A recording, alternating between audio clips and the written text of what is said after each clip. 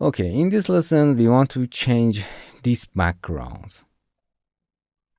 For doing that, going to the setting, then location, then background.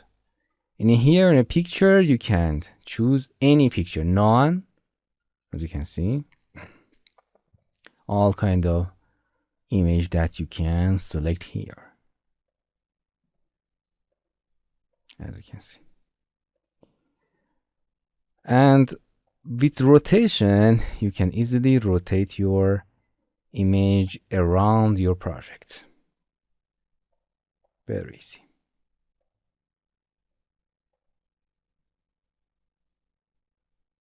So that was in a location and setting.